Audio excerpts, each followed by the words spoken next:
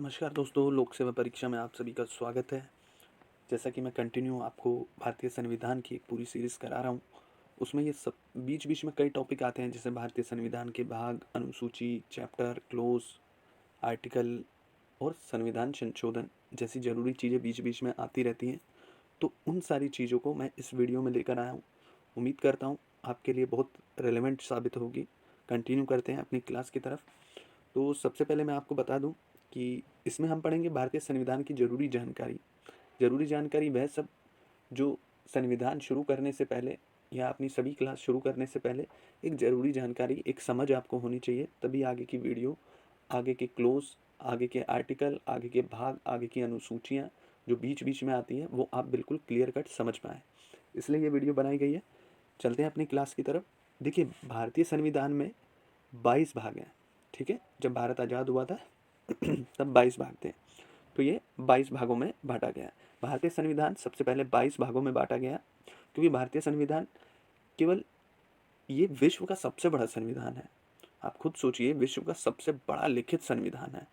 इस कारण इस संविधान को सबसे पहले भागों में बांटा गया। भागों के बाद इसको चैप्टर में बांटा गया, अध्याय में।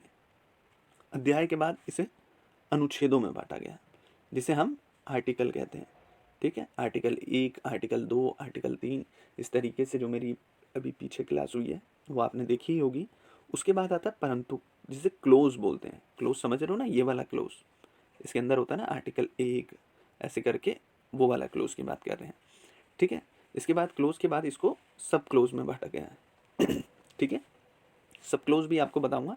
जैसे कि मान लीजिए कि हमारा संविधान, जैसे हम मौलिक अधिकार की क्लास स्टार्ट करते हैं तो आर्टिकल लिखते हैं ना, जैसे आर्टिकल 19, ये तो हो गया हमारा आर्टिकल।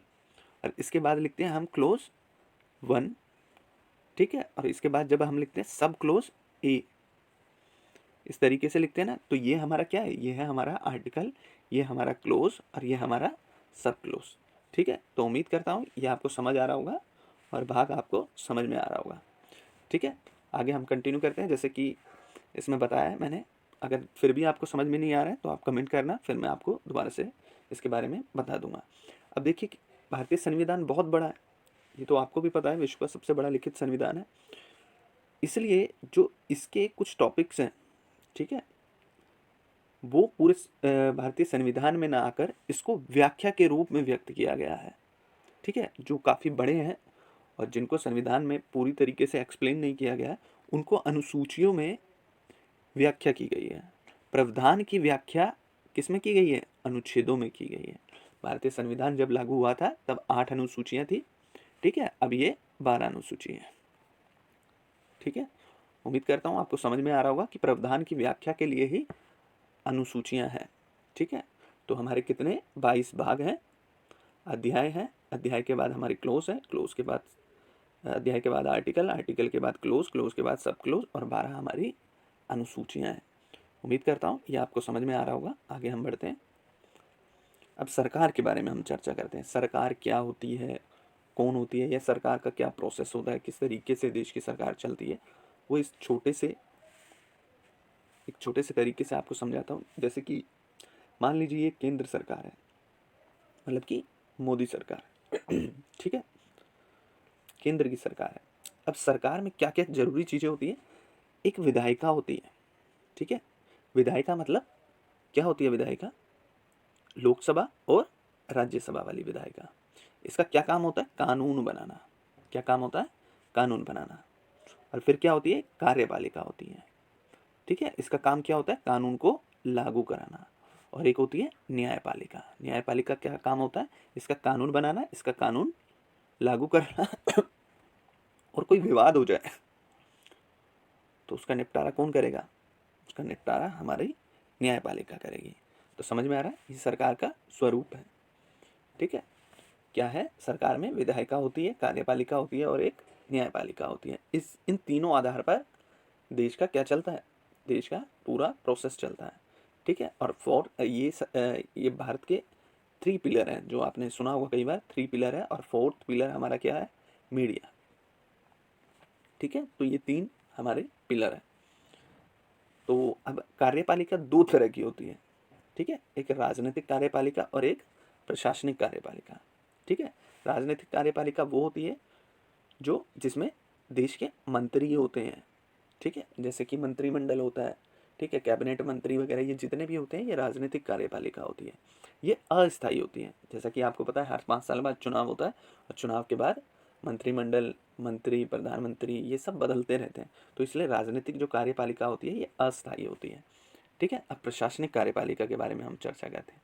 प्रशासनिक कार्यपालिका क्या होती है कि इसमें वो सरकारी अधिकारी रहते हैं, ठीक है, वो सरकारी अधिकारी होते हैं जो सिविल सर्वेंट होते हैं। मान लीजिए आईएएस, आईपीएस वगैरह ये जो भी होते हैं ये केंद्र के क्या होते हैं, केंद्र के नौकरशाहियाँ होती हैं। केंद्र की जो नौकरशाही है यही प्रशासनिक इकाई है केंद्र की, और ये क्या होती है, स्थायी होती है। स्थायी समझ रहे हो, ये परमानेंट रहती है, मतलब ऐसा नहीं है कि हर चुनाव के बाद बदल जाता है। प्रशासनिक अधिकारी तो बदल सकते हैं लेकिन ये स्थायी रहती है नौकरशाही। ठीक है, मतलब ये प्रशासनिक लोग रहेंगे। मंत्रिपरिषद हर 5 साल बाद बदल जाती है, मंत्रिमंडल वगैरह, लेकिन प्रशासनिक इकाई बनी रहती है। तो उम्मीद करता हूँ ये भी आपको समझ में आया होगा। 3 पिलर समझ रहे हैं ना, ये 3 पिलर, और 4th हमारा मीडिया रहता है, लेकिन मैंने इसको कवर किया है क्योंकि वो संविधान में उसका कोई जिक्र नहीं है। तो इसलिए जो हम संवैधानिक बातें हैं उसके बारे में चर्चा करेंगे। ये विधायिका, कार्यपालिका, न्यायपालिका। ठीक है, ये हमारी न्यायपालिका हो गई, और कार्यपालिका हमारे 2 रूप में, जिसमें एक राजनीतिक और एक प्रशासनिक रहती है। ठीक है, राजनीतिक में मंत्रिमंडल और ये अस्थायी रहती है, और प्रशासनिक में नौकरशाही होती है जो स्थायी रहती है। आगे हम बढ़ते हैं अपनी क्लास की तरफ। अब विधायिका के बारे में हम चर्चा करेंगे। जैसे कि अब यहाँ पर हमने पढ़ा ना, विधायिका, कार्यपालिका, न्यायपालिका। अब इसको थोड़ा विस्तृत रूप में हम जानेंगे कि विधायिका क्या है। तो विधायिका के बारे में मैं आपको बताता हूँ। भारत में 2 तरह की विधायिका है। एक केंद्र की है, ठीक है, एक केंद्रीय स्तर पर जो सरकारें होती हैं, जो हमारा मेंबर ऑफ पार्लियामेंट चुना जाता है, ठीक है, उसके बारे में हम चर्चा करेंगे। और एक हमारी राज्य की सरकारें होती हैं जो हम विधानसभा का चुनाव में वोटिंग करते हैं। ठीक है, तो 2 सरकारें होती हैं, एक केंद्र की सरकार और एक राज्य की सरकार। इन दोनों सरकार के बारे में मैं बताता हूँ। जैसे जो केंद्र की सरकार होती है उसमें क्या होता है, एक लोकसभा होती है। ठीक है, लोकसभा वो होती है जिसमें हम डायरेक्ट वोटिंग करते हैं। एमपी का इलेक्शन होता है, एमपी का जो इलेक्शन होता है, मेंबर ऑफ पार्लियामेंट, ये डायरेक्ट चुनाव होता है और ये हर 5 साल बाद होता है। ठीक है, और राज्यसभा भी क्या होती है, ये इनडायरेक्टली चुनाव होता है राज्यसभा का। ये जितने भी राज्य होते हैं जितने भी राज्य होते हैं, राज्यसभा की सीटें बटी होती है। जैसे दिल्ली में सीट है, हरियाणा में सीट है, यूपी में सीट है, इस तरह से सब में सीट रिजर्व होती है। और यहाँ पर वहाँ की विधानसभा द्वारा राज्यसभा की वोटिंग होती है, और राज्यसभा की वोटिंग के आधार पर ही राज्यसभा में सदस्य चुन कर जाते हैं। जब विधायक वोट करते हैं उस आधार पर राज्यसभा के सदस्य एक राज्य से चुने जाते हैं और वही कहाँ जाते हैं, राज्यसभा में। तो ये 2 हमारी विधायिका है केंद्र की, जिसे एक लोकसभा और एक राज्यसभा कहते हैं। जब हम केंद्र राज्य संबंध और आगे संसद पढ़ेंगे तब इसको अच्छे से एक्सप्लेन करके आपको समझाऊंगा एक एक चीज़। अभी फ़िलहाल के लिए मैंने एक छोटा सा बनाया है ताकि आपको अच्छे से समझ आता रहे। अब कंटिन्यू करते हैं हम राज्य में। अब राज्य में क्या होता है, राज्य में भी यही होता है। राज्य की भी अपनी सरकारें होती हैं जिन्हें राज्य सरकारें कहा जाता है। इसमें भी क्या होता है, एक विधानसभा होती है और एक विधान परिषद होती है। विधान परिषद सब जगह नहीं होती है, जैसे दिल्ली में विधानसभा है, विधान परिषद नहीं है, लेकिन यूपी में विधान परिषद है, बिहार में है। ठीक है, तो इन जगह में विधान परिषद है। तो विधान परिषद ज़्यादातर बड़े राज्यों में होती है। ठीक है, इसके बारे में भी मैं डिटेल में पूरा एक्सप्लेन करूँगा जब मेरी क्लास, आगे की क्लास आएगी तब। अभी फ़िलहाल के लिए आप समझिए, राज्य में राज्य सरकारें होती हैं जिसमें सीएम इसका मुखिया होता है। इसमें कौन होता है, पीएम होता है, प्रधानमंत्री, और इसमें चीफ मिनिस्टर, मुख्यमंत्री होता है। तो राज्य अपने स्तर पर सरकारें चलाती है और केंद्र केंद्रीय स्तर पर सरकार चलाती है। ठीक है, तो आपको समझ में आ रहा होगा, केंद्र में 2 है, लोकसभा और राज्यसभा, और राज्य में 2 है, विधान सभा और विधान परिषद। और विधान परिषद सब जगह नहीं है, किसी किसी बड़े राज्यों में, और विधानसभा लगभग सभी राज्यों में, और 2 केंद्र शासित प्रदेश अपना दिल्ली और पुदुचेरी में है। ठीक है, तो आगे हम कंटिन्यू करते हैं। कार्यपालिका, अब हमारा कार्यपालिका, अब कार्यपालिका भी क्या होती है, 2 तरह की होती है। एक केंद्र की कार्यपालिका होती है और एक राज्य की कार्यपालिका होती है। ठीक है, अब हम वही टॉपिक कवर कर रहे हैं जो हमने पीछे अभी पढ़ा था, ये वाला। विधायिका मैंने बता दिया आपको, अब हम कार्यपालिका के बारे में पढ़ेंगे और फिर न्यायपालिका के बारे में। कार्यपालिका के बारे में हम पढ़ते हैं। कार्यपालिका ये हमारी केंद्र की कार्यपालिका के बारे में बताता हूँ। केंद्र की कार्यपालिका मतलब जो सेंट्रल गवर्नमेंट की कार्यपालिका, उसके बारे में। इसमें हमारा जो मैंने बताया ना, उसमें कार्यपालिका में दो तरह की होती है, एक राजनीतिक कार्यपालिका और एक प्रशासनिक कार्यपालिका। लेकिन इसमें केंद्र में हम दोनों कार्यपालिका के बारे में चर्चा करेंगे, जैसे राष्ट्रपति, उपराष्ट्रपति, प्रधानमंत्री, ठीक है, केंद्र के कैबिनेट मंत्री, मंत्रिमंडल, ये सब क्या है, ये सब केंद्र की कार्यपालिका है। और इसमें कौन आएंगे, ठीक है, ये केंद्र की हमारी कार्यपालिका है। ऐसे ही राज्य की कार्यपालिका है। राज्य की कार्यपालिका में कौन होते हैं, राज्यपाल, राज्य के मुख्यमंत्री और राज्य का मंत्रिमंडल वगैरह, ये सब होते हैं। और प्रशासनिक में कौन होते हैं, इसमें जैसे IAS IPS वगैरह जो भी ऑफिसर्स होते हैं केंद्र के, वो इसकी प्रशासनिक में होते हैं। और इसमें PCS अधिकारी, जो PCS अधिकारी होते हैं, वो सब राज्य में होते हैं, ठीक है। लेकिन ज़रूरी नहीं है ऐसा, क्योंकि स्टेट में IAS ऑफिसर का भी ट्रांसफ़र होता है और IAS भी देखते हैं, PCS भी देखते हैं। मतलब कुल मिला के यही समझने का है कि केंद्र में ये सब रहते हैं और राज्य में ये सब रहते हैं, ठीक है। तो आगे कंटिन्यू करते हैं हम न्यायपालिका के बारे में। थर्ड हमारा न्यायपालिका। हम न्यायपालिका के बारे में आपको बता दूं, न्यायपालिका में सबसे प्रमुख इकाई कौन सी है, हमारा सुप्रीम कोर्ट है। मतलब ये लास्ट कोर्ट है, सुप्रीम कोर्ट हमारा लास्ट कोर्ट है। और उसके बाद हमारा हाई कोर्ट आता है। ये लगभग सभी स्टेट में है हाई कोर्ट। कुछ स्टेटों का डुअल है, मतलब एक हाई कोर्ट है और कई स्टेटों को कवर करता है। जैसे हमारा चंडीगढ़ हाई कोर्ट है, जो चंडीगढ़, हरियाणा और पंजाब को कवर करता है, ठीक है। ऐसे ही कई कोर्ट हैं। तो ऐसे हमारा हाई कोर्ट रहता है और फिर हमारे डिस्ट्रिक्ट कोर्ट होते हैं। डिस्ट्रिक्ट माने आपके ज़िला में जो भी कोर्ट है वो सब आते हैं। इसके नीचे भी कई सारे कोर्ट आते हैं, लेकिन फ़िलहाल ये तीन आप याद रखिएगा। ये तीन स्तर पे होते हैं। एक सुप्रीम कोर्ट रहता है सबसे प्रमुख, और फिर स्टेट के हाई कोर्ट, फिर डिस्ट्रिक्ट के डिस्ट्रिक्ट कोर्ट। यहाँ से अपील यहाँ करते हैं, यहाँ से यहाँ। तो इस तरीके से ये प्रोसेस पूरा हमारा कोर्ट का प्रोसेस चलता रहता है, सुप्रीम कोर्ट, हाई कोर्ट और डिस्ट्रिक्ट कोर्ट। इसके नीचे भी कोर्ट होते हैं और आजकल अभी कई कोर्ट हैं। तो उसके बारे में मैं डिटेल में जब न्यायपालिका आपको पढ़ाऊँगा तब आपको अच्छे से इसके बारे में बताऊँगा, ठीक है। आगे हम बढ़ते हैं संविधान संशोधन। ये सबसे ज़रूरी है और इसलिए आपको बता रहा हूँ क्योंकि पीछे जो भी क्लास हुई कहीं ना कहीं ये मुद्दा आ रहा था कि संविधान संशोधन के द्वारा। तो सबसे ज़रूरी है आप कम से कम समझ लें कि संविधान संशोधन होता कैसे है, कौन से आर्टिकल में है और कैसे क्या है। देखिए, संविधान संशोधन संविधान के भाग 20 में है और आर्टिकल कौन सा है, 368। इसमें डायरेक्ट क्वेश्चन पूछ लेता है, इसलिए मैंने इसको अच्छे से लिखा है कि संविधान संशोधन कौन से आर्टिकल में है, 368 में है। तो ये याद रखिएगा, ये क्वेश्चन कई बार पूछे गए हैं, इसलिए मैं आपको बताता चल रहा हूँ साथ के साथ। संसद को संविधान में एवं उसकी व्यवस्था में संशोधन की शक्ति प्रदान की गई है। मतलब कि संविधान ने संविधान में संशोधन करने की शक्ति किसको दी है, संसद को दी है। संसद अगर चाहे तो संविधान में संशोधन कर सकती है आर्टिकल 368 के आधार पर। संसद उन व्यवस्थाओं में संशोधन नहीं कर सकती, मतलब संसद कुछ ऐसा क्षेत्र भी है जिसमें संविधान संशोधन नहीं कर सकती। वो क्या है, संविधान के मूल ढांचे का सिद्धांत, ठीक है।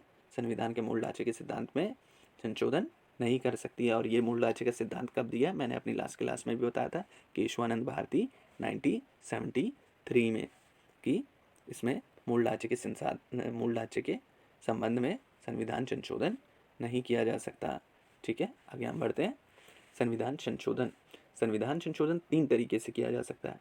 एक तो साधारण बहुमत से हम कर सकते हैं, ठीक है, और एक हमें विशेष बहुमत द्वारा करना होता है। और एक विशेष बहुमत तो चाहिए होता है और आधे राज्य के विधानमंडल से भी उसको पास कराना ज़रूरी होता है। और ये विधानमंडल से साधारण विधेयक द्वारा पास किया जाता है, तभी ये देश में लागू हो पाता है, ठीक है। तो एक एक करके इसके बारे में पढ़ेंगे। तो हम कंटिन्यू करते हैं। तो संसद के साधारण बहुमत से ही संविधान संशोधन के कुछ संशोधन होते हैं। मतलब कह रहे हैं कि संविधान में संशोधन साधारण द्वारा भी होता है, ठीक है। संसद साधारण बहुमत से ही संविधान के कुछ उपबंध संशोधित हो सकते हैं। यह बहुमत प्रत्येक सदन में उपस्थित एवं मतदान के द्वारा होता है। उल्लेखनीय है कि यह संशोधन 368 के उद्देश्यों के तहत नहीं होता है। मतलब कि इसका सीधा मतलब है कि जो भी साधारण बहुमत होता है वो आर्टिकल 368 के द्वारा नहीं होता है, ठीक है। 368 के आधार पर संशोधन नहीं होता है, ठीक है। साधारण जो बहुमत है, जो मैंने आपको अपने जो आर्टिकल 1, 2, 3, 4 जो मैंने क्लास ली थी भाग 1 की, उसमें आपको बताया था कि साधारण बहुमत के आधार पर संशोधन होता है। तो साधारण बहुमत के आधार पर यह संशोधन होता है। इसमें क्या होता है, जैसे कि संविधान, लोकसभा राज्यसभा में लोग बैठे हुए हैं, उसमें जितने भी लोग बैठे हैं उनका क्या होता है, मान लीजिए कि 200 लोग बैठे हैं लोकसभा में, ठीक है, 200 डिवाइड 2, तो ये इस तरीके से इसको निकाला जाता है। जैसे 100 आ जाएगा, इसको कट करेंगे तो 100 आएगा, तो इसका +1 चलता है, ठीक है, इसका क्या चलता है, +1 चलता है। तो इसका आंसर, इसका कितना रहेगा बहुमत, 100 + 1, मतलब कि 101 रहेगा। अगर 101 बहुमत किसी को मिल जाता है तो वो संशोधन पास हो जाता है। कहाँ से, संविधान में। ये 101 मैं सदस्य की बात कर रहा हूँ, 102 भी हो सकता है, 3 भी हो सकते हैं, 4 भी हो सकते हैं, उनका 50 + 1 रहेगा, ठीक है, 50% + 1 रहेगा, ये साधारण बहुमत है। अब विशेष बहुमत के बारे में चर्चा करेंगे। ये मैंने बताया हुआ है कि राज्यों में प्रवेश के गठन, राज्य विधान परिषद के निर्माण और उससे संबंधित ये सब उसमें आते हैं साधारण बहुमत में। साधारण बहुमत के आधार पर ये सब संशोधन होते हैं, ठीक है। आगे हम बढ़ते हैं।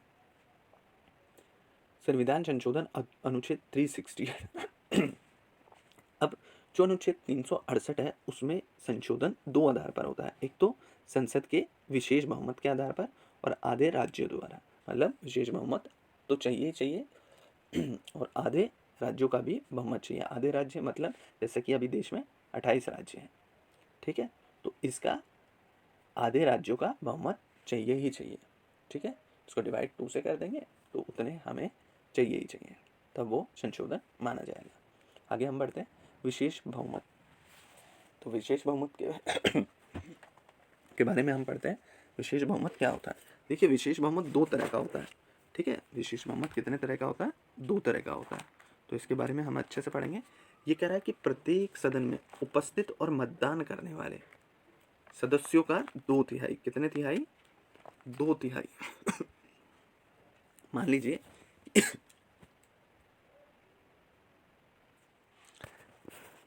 प्रत्येक सदन में उपस्थित और मतदान करने वाले सदस्यों के 2/3, 2/3 समझ रहे हैं ना, 2/3, 2/3 बहुमत के आधार पर होगा। इसमें मान लीजिए कि उपस्थित कितने हैं, मान लीजिए उपस्थित है 250 लोग, तो संसद में उपस्थित है 250 लोग, 250 लोग हैं, और मतदान करने वाले कितने हैं, 180 लोग हैं, ठीक है, जो वोटिंग कर रहे हैं वो 180 लोग हैं। तो इसमें क्या होता है कि 180 का 2/3, ठीक है, 2/3, ठीक है, इस आधार पर क्या होता है, वोटिंग होती है इस आधार पर, तो ये निकलेगा हमारा 102। तो इस आधार पर हमारा क्या होता है, ये वाला संशोधन होता है, ठीक है। इसमें क्या होता है, प्रत्येक सदन में उपस्थित और मतदान करने वाले सदस्यों का 2/3, मतलब उपस्थित तो 250 है लेकिन मतदान करने वाले 180 है, तो 180 का कितना होगा, 1/2 होगा, ठीक है। तो ये मुझे लगता है समझ में आ गया होगा। आगे हम बढ़ते हैं। प्रत्येक सदन में उपस्थित और मतदान करने वाले सदस्यों का 2/3 बहुमत, 2/3 बहुमत, ये तो ऊपर वाला सेम है, 2/3 बहुमत जो कुल के आधे से कम नहीं होना चाहिए। मतलब कि लोकसभा में जितने लोग हैं उसका 50% से कम नहीं होना चाहिए। तो लोकसभा में हमारे सदस्य हैं, ठीक है, जितने भी हमारे सदस्य हैं उनका 50% से कम नहीं होना चाहिए। इसको मैं अच्छे से समझाता हूँ। जैसे मान लीजिए उपस्थित हमारे हैं, मान लीजिए हमारे लोकसभा में या राज्यसभा में जितने भी सदस्य हैं, मान लीजिए लोकसभा में हमारे 310 लोग हैं, 310 लोग हैं लोकसभा में, ठीक है, लोकसभा में 310 लोग हैं जो क्या है, उपस्थित हैं। ये हमारे क्या है, उपस्थित हैं। कितने लोग उपस्थित हैं, 310। और मतदान करने वाले कितने, वोटिंग करने वाले हमारे लोग हैं, मान लीजिए 300 लोग हैं, ठीक है, 300 लोग हैं। तो ये हमारा क्या रहेगा, उपस्थित तो हमारे 310 और वोटिंग करने वाले कितने, 300, ठीक है। तो 300 को अगर हम डिवाइड करते हैं, ठीक है, 300 को हम डिवाइड करते हैं तो जो भी आंसर आएगा वो हमारा 273 से कम नहीं होना चाहिए, 273 से कम नहीं होना चाहिए, ठीक है। ये लोग, ये आप याद रखिएगा, 373 से अगर कम होगा तो संविधान संशोधन नहीं माना जाएगा। मतलब इसका सीधा अर्थ है कि 2/3 तो होना ही चाहिए, लेकिन कुल बहुमत के, मतलब कुल सदस्य का आधा नहीं होना चाहिए। मतलब संसद में जितने भी सदस्य हैं उसके आधे से कम नहीं होना चाहिए, और ऐसे ही राज्यसभा में भी आधे से कम नहीं होना चाहिए, ठीक है। ये समझ में आ रहा होगा। अगर नहीं आ रहा है तो मेरे को कमेंट करके बताना, मैं दोबारा से इसको समझा दूंगा। ठीक है, उम्मीद करता हूँ आपको समझ आ रहा है। ठीक है, आगे हम कंटिन्यू करते हैं। तो मैं आपको बता रहा था लोकसभा में ये हमारा 273 आपको समझ में आ रहा है ना, 50% है। ये किसका 50% है? लोकसभा की सीट का। लोकसभा में हमारी सीट कितनी है? वैसे तो 1 मिनट में अच्छे से आपको समझा देता हूँ कि लोकसभा में सीट है 552। ठीक है, जो टोटल है। लेकिन इलेक्शन जो होता है वो होता है 545 पे। ठीक है, क्योंकि दो तो ये है, ये दो अलग सीट है। इसके बारे में मैं डिटेल में जब संसद पढ़ाऊँगा वहाँ आपको अच्छे से बताऊँगा। अभी फ़िलहाल आप ये समझिए कि 545 हमारी लोकसभा की सीटें हैं, और लोकसभा की सीटें का 50% मतलब कि 273 से कम नहीं होना चाहिए। यही बात ये इसमें कह रहा है कि कुल आधे से कम ना हो। ठीक है, अब मुझे लगता है आपको अच्छे से समझ में आ गया होगा। 2/3 तो होना ही चाहिए, लेकिन 273 से कम नहीं होना चाहिए। ठीक है, तो इसमें हमारा क्या रहता है, इसमें मैं आपको बता देता हूँ। इस वाले में जो ये वाला है, इसमें हमारे संविधान संशोधन होता है। आर्टिकल 249 है जैसे, ठीक है, आर्टिकल 312 जो है, ठीक है, ये सब आर्टिकल हमारे इसमें रहते हैं। और हमारा ये वाला जो है, इसमें हमारे केवल राष्ट्रपति को छोड़कर सभी संवैधानिक पद से हटाने के लिए प्रयोग किया जाता है। केवल राष्ट्रपति को छोड़ दें तो बाकी संविधान संशोधन इसी के द्वारा किए जाते हैं। हटाने का जो प्रोसेस है वो इसी के द्वारा होता है। ठीक है, अब हम आगे बढ़ते हैं अपने अगले टॉपिक की तरफ। अब ये आ गया हमारा सेकंड। मैंने आपको इसमें बता दिया है कि संविधान संशोधन 368 में 2 आधार पर होता है। एक विशेष बहुमत के आधार पर, इसमें 2 पार्ट हैं, दोनों मैंने अच्छे से समझा दिया है। ये बहुत डीप में जाके समझाया है। ठीक है, और हमारा सेकंड है आधे राज्यों का समर्थन जिसमें चाहिए होता है। संसद को विशेष बहुमत एवं राज्य की स्वीकृति द्वारा नीति के संघीय राज्य से संबंधित संविधान के उपबंधों को संसद के विशेष बहुमत द्वारा संशोधित किया जा सकता है। समझ रहे हैं ना, विशेष बहुमत द्वारा संशोधित किया जा सकता है। इसके लिए यह भी आवश्यक है कि आधे राज्य विधानमंडल में साधारण बहुमत के माध्यम से इनकी मंजूरी मिली हो। मतलब केंद्र सरकार लोकसभा राज्यसभा से विशेष बहुमत के आधार पर तो संशोधन कराएगी, साथ के साथ मान लो कि लोकसभा राज्यसभा से ये पास हो गया।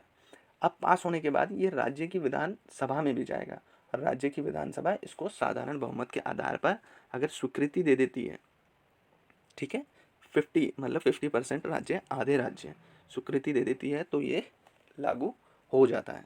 ठीक है, तो ये कौन कौन से हैं? जैसे हमारा जीएसटी जो लागू हुआ था इसी आधार पर हुआ था। आधे राज्यों ने परमिशन दे दी थी, तभी हमारे देश में जीएसटी लागू हुआ था। केंद्र राज्य कार्यकारिणी शक्तियों का विस्तार, केंद्र राज्य की कार्यकारिणी शक्तियों का जो विस्तार करना होता है इसी आधार पर करना होता है। ठीक है, तो ये हमारा टॉपिक यही क्लियर होता है। तो यहाँ तक हमारा ये टॉपिक कवर होता है। ठीक है, एक